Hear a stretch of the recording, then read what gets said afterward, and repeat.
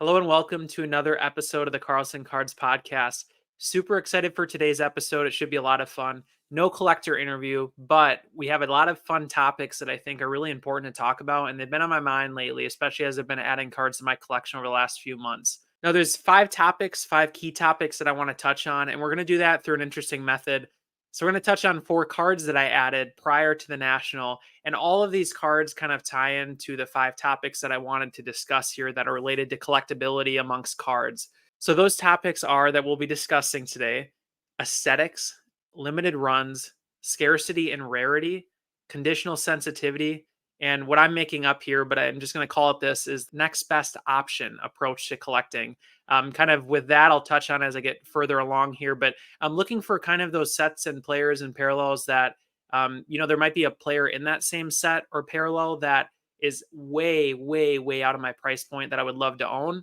So the way I've found, and really, again, I've just been analyzing the way I've been collecting the last few years, and I found myself doing a lot of this next best option type of approach where I may not be able to afford player A or parallel A, but I will grab parallel B or player B. So it's an interesting topic. All 5 of these should be. And like I said, we're going to touch on them through talking about some specific cards and examples that I think tie into a lot of these topics. So I really hope you guys enjoy, and let's jump right into the first card. So I do have a visual here if you're on YouTube or Spotify, but if not, I'm going to just describe the cards just so you're aware of what I'm talking about. So the first card here is the 2014 Panini Prism Peyton Manning tie-dyed Prism in a PSA 10 condition. These are numbered out of 25. Now, what I really like about this card, and if you haven't seen it, it's a super unique design. So this card is a parallel that was not used prior to this year, right? So 2012 Prism came out, 2013 Prism came out. The parallels in those two were varied, right? 2012, you had your silvers, your greens, your red die cuts, your golds, and your blacks, I think. And then what's the other one called? Sorry, the Pylon Prism, the other one of one. Now, 2013 Prism definitely introduced a lot of different parallels as well, some unique ones that actually only appeared in that year. I'm thinking of like the purple cracked ice and stuff like that. And then we get to 2014 Prism for football. They introduced a parallel called the tie-dyed Prism here, like I'm showing as an example.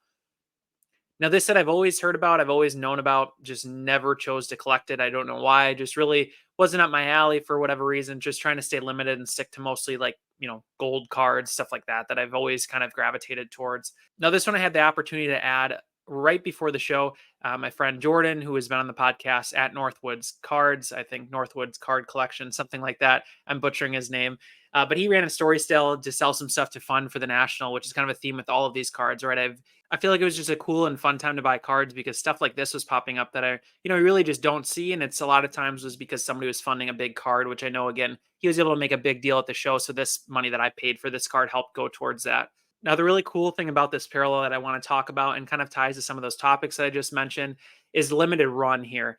So in 2014, like I mentioned, they introduced this tie-dyed Prism. Just looks gorgeous. You got all the different colors in the background. 2014 Prism has, that just base background and really big focus on the player and then the color of the card itself. So then in 2015, they introduced this parallel again and used it again. However, it was more of your classic design with, the framing, the field in the background, the player, a little less on the color, which was why I like this one so much. And then after that, they never brought it back. So when I'm collecting, I always think of things like that where, I guess I shouldn't say never brought it back. They probably brought it back in Prism recently. I don't pay attention too much to modern sets, but I know there is in Select. But at least when you're looking at purely Prism, there was a clear delineation on it 2 years where they used this parallel, which I really like when I'm collecting because it introduces a sort of boundaries of sorts.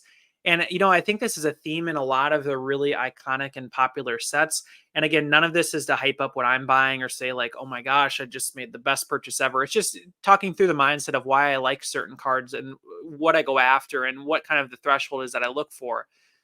Now, what I was getting at there is I like when there's a limited run because you look at sets like, I'm just making this up, but 05, 06 Finest, you have those gold X Fractors that I've shared on here and others have as well out of 10.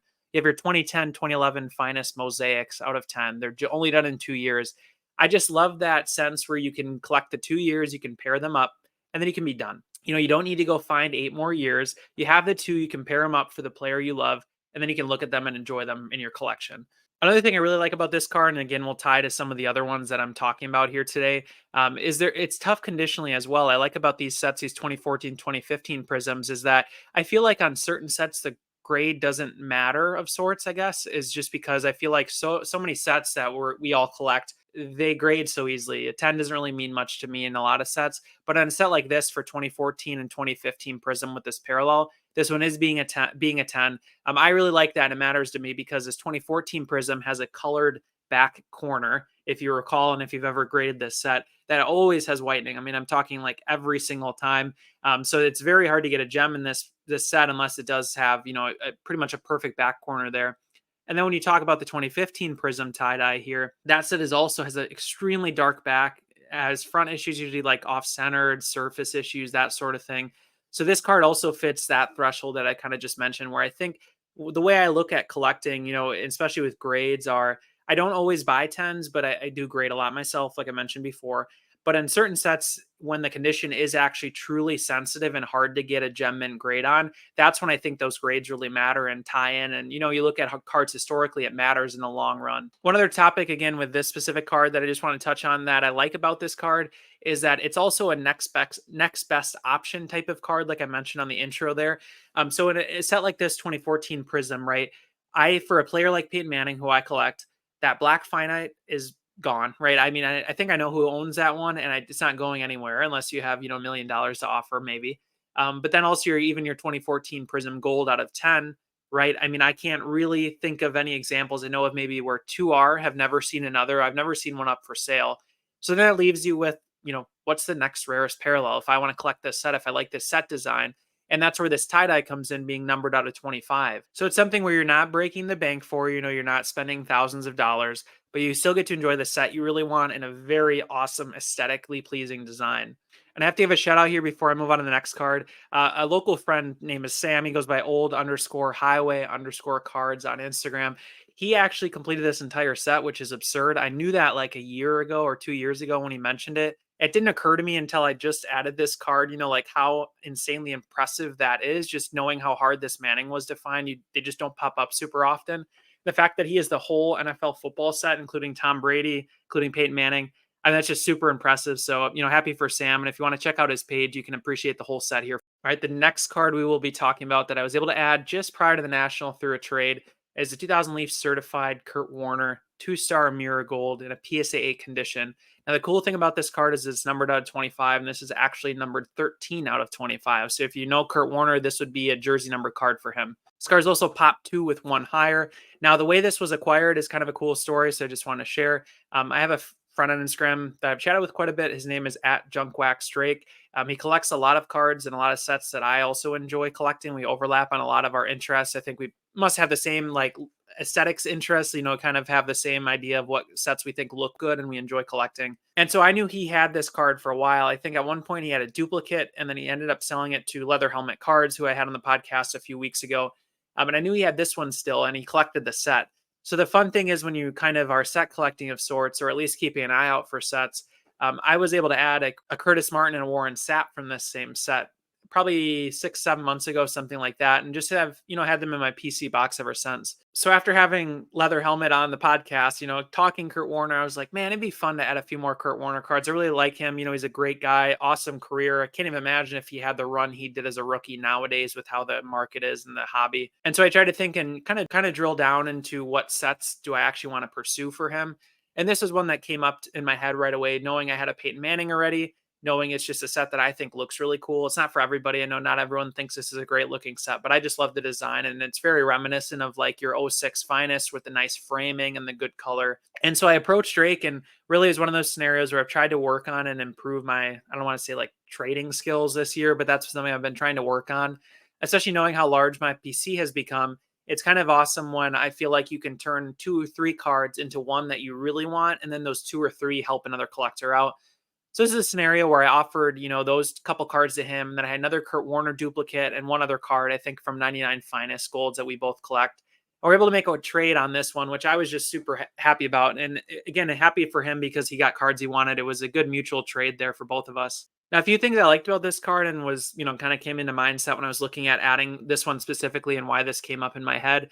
Number one, I like the design, like I just talked about. I have the Peyton Manning already, so I kind of already know that I, like this set, and I think it's really good looking, and I just love the design and the light and that sort of things. The other part I like for Kurt here is he has a very big lack of early gold cards in general, gold refractors, anything like that. especially just even an overall career. He doesn't have a ton of them. So in 2000, he has the 2000 finest for sure. I do know. And then he obviously has a mirror gold here, which is pretty neat. And then he has a few more years of golds on the Rams, and then he moves off to Arizona, obviously. And there's a big gap between years before he has another card. I think his next gold he has is in 2006 finest, which I have the gold X Fractor for. And then he has a break again, I believe, until 2009 when he's in Bowman Chrome. So as you can tell, he's not the typical player. He's just not in every set. He's kind of sporadically included amongst sets. So the fact that there wasn't a ton of golds made this one an awesome one that I want to pursue, especially with it being so early. Then I also really like how hard to find the set is, right? I mean, serial numbering is one thing. You talk rarity and scarcity, like I mentioned, one of the topics at the beginning. The scarcity obviously is important to me. I want to know that it's a set where you cannot just go and actively grab one. I know it's rare already from the out of 25, but what is the actual market? Like how many of these are out there floating around? And so that's important to me with sets. Knowing it's out of 25, you could probably find one, but this set to me has always felt like the actual number floating around is significantly lower than that. Even look at Peyton Manning. I'm only aware of two. I have one of them. I think that one's also out of either 20 or 25. I can't remember off the top of my head. One final thing I just want to throw out there for this set too. I talk about that next best available or whatever, you want to call this topic that I was mentioning. One thing about this set that's really cool is it's driven heavily by Tom Brady, right? So this for Tom Brady is, I mean, it's got to be one of his best rookie cards. I'm sure price reflects that, especially if you're looking at gold and you like gold. So it's an example where there's a player in the set that I like, would be cool to collect, but I can never ever afford. So it drives some interest to me thinking, what are some other players in the set that you could add? And that's where, again, I feel like that kind of topic ties in here with this card and what I like about it as well. All right, the third card we're going to talk about here today is the 2013 Panini Prism Tony Gonzalez Gold Prism PSA 10. These are numbered out of 10. Cool thing here is also a pop one. Let's talk about conditional scarcity. 2013 Prism definitely fits that boat. You get dimples, you get bad back corners, you get scratches on the front. Early enough years where these weren't typically graded. So the fact that you can get a 10 made me value this one here in this grade. So it's actually, interestingly enough, an eBay auction win. And frankly, I haven't won a lot of eBay auctions in a long time. I think I mentioned that in my podcast a few weeks ago. The market right now feels extremely hot, particularly perhaps in this era or this sport specifically. I'm not really sure, but this is all I obviously buy for my collection. And I have not won an auction in a long time. So this is my first win, again, in probably a month or two. And I was just pumped because I felt like this was an interesting card for me. There's a few reasons why I really like this one. I wanted to pursue it. So first off, part of the reason that I was driven to this card was I wanted to buy the 2012 Prism Gold, and it was on PWCC at the time. I guess it was called that. Yeah. Auction like a month or two ago, and it went super high as a 9. That set's just been absurdly high. Frankly, I'm going to stay away from it right now just because the prices are so crazy. So I lost it. And then a week or two later, this one popped up and I thought, you know what, maybe I can grab this one for hopefully, a third, a fourth in a 10 compared to the 9 there for this set. And now the reason I really wanted this one in particular as well is you talk about limited runs. So Tony Gonzalez is only in 2 years of Prism Golds while he's playing. So he's in 2012 Prism and 2013 Prism. Now, he's obviously, to my knowledge and the way I would view it, the best tight end of all time, right? He's kind of the Jerry Rice of tight ends. And I loved watching him in the Falcons. I mean, dude is just such a beast, so consistent. You talk about like guys like Antonio Gates, even Travis Kelce nowadays, Rob Gronkowski. I mean, this guy was the epitome of that consistent, just stud tight end for receiving in fantasy football, but also just all around great blocker, great teammate, good guy, he seems like. So all of those kind of things are why I like Tony himself here. And so again, I mentioned the limited run. I love the idea knowing that I have the 2013 here. In the long run, it'll give me a chance to maybe pursue a 2012 and kind of keep that in the back of my head. And also knowing that when I add that one at some point, hopefully, I do not need to go after any other Prism Gold. He just has the 2 here. It just fits really well. I love that where you just have the limited runs and the limited numbers of cards you really have to pursue if you want to go after a run like this. And part of the way my collecting has, shifted over the years, right, is I, originally was the just Peyton Manning, just Tom Brady, shifted to hyper focused on a little bit of every player. And then I moved into more of the set collecting. And now I'm kind of a good merge, I would say, is the way I view this, as I always have something to look for because I'm collecting sets. I also have maybe 10 short lists of 10 players that I really like. And I would love to add like probably 6 to 10 cards for. That's the way I view it. I don't need more than that. Just super high quality cards for the players that I enjoyed watching. And, again, I think are great people. I think really historically important for the game of football that I love. And that's where Tony kind of slides in there. One thing that I haven't mentioned a ton yet, but about all of this and these cards that I'm adding, as you'll notice, I just haven't dabbled much in the 90s. Even you look at a guy like Tony Gonzalez here, and I feel like, just thinking out loud as a collector, be so cool to add the 97, 98, 99, those really just great cards, your PMGs, your Star Rubies, all of that sort of thing. But I just personally have not been able to justify the price point of what those go for compared to stuff like this. Again, not to talk price too much or, not to hype this up. And I'm not saying that in any way to hype these kind of cards up, but I just feel like those 90s are so, so, so expensive for what they are and the print runs versus you get to these Prism Golds, you can buy it for, I was able to buy this for what, I don't know, a tenth of a PMG, just making that up. But I'm just going to keep sticking in the era that I like more. I'm trying not to get, too hyped up and wanting to go back so early to those early years that while the cards are awesome, I understand the significance, the history, they just mean a little less to me than, this era that I grew up with a little more. All right, fourth and final card that we're going to talk about here today is the 2004 Fleer EX Larry Fitzgerald Essential Credentials Now in a PSA 7. Now, this is a rookie for Fitz, pretty cool. This one, I believe, is numbered out of 43. Correct me if I'm wrong. It's hard to tell from the photo here, and I don't have it on hand, but I think it was out of 43. It's also Michael Jordan jersey number, if you care about that, 23 out of 43. I do not, but I think that is kind of cool now that I say that. So this set's pretty cool. It's a set that I have always, looked at and always thought was very interesting. There's a couple collectors that are super heavily focused on this set and I've just never owned one. So, Fitz is a guy where I've, definitely added cards for over time. I have maybe 2 or 3 real nice rookies slash, shiny stuff that I enjoy from sets I like. And so when I saw this pop up with best offer on eBay, I was able to send an offer and grab it for what I felt like is a pretty reasonable price, right? These only run maybe $200 to $300, somewhere in that range.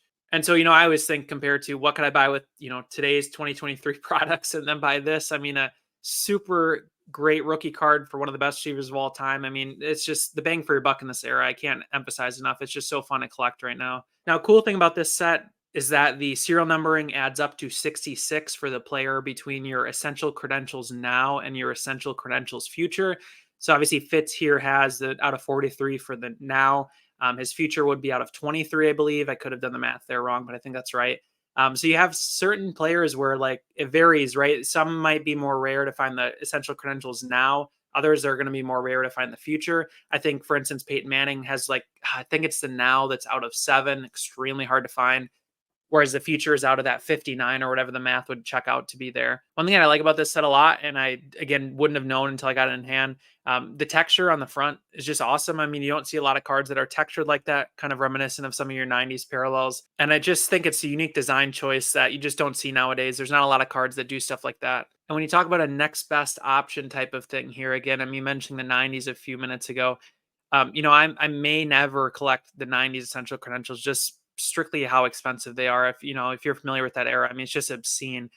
But, it's an option here where I can still enjoy the parallel, even though it's, again, not exactly the same as those other years. It's very different, unique design. But I can collect it with players that I actually grew up watching and really enjoy. And, again, a rookie here for an all-time great for, 1/100th of the price point of some of what these other cards are going for from that era for this parallel. I don't really know what my future the Fitz PC holds, but again, I obviously collect sets that he's in. So it'll be fun to kind of just continue to keep an eye out. And it'll just be nice when you get, 6 to 10 cards, like I said, about some of these players. And then just really stay quality. That's my focus here. Serial numbered rookies like you see here, sets that I collect, that sort of thing. And, Fitz is, again, for me, like I mentioned, Tony Gonzalez. I just love the idea of a guy who's got just amazing career numbers, never won a Super Bowl, but to me was just so fun to watch. And as you're collecting, as I'm collecting, right, that's the kind of players I look for is who did I actually enjoy watching, not what does the market represent as the most popular and expensive player. It's more about what I enjoyed watching, which is why I kind of stick in the lane that I do. And I've just enjoyed collecting this era so much and some of these players. So again, kind of quick and fun episode today. I hope this was enjoyable for you guys. I hope you found some interest in some of the topics we talked about here, and I hope you're able to tune in next week as we have another collector interview coming up. All right, hope you have a great week. Talk to you guys again soon.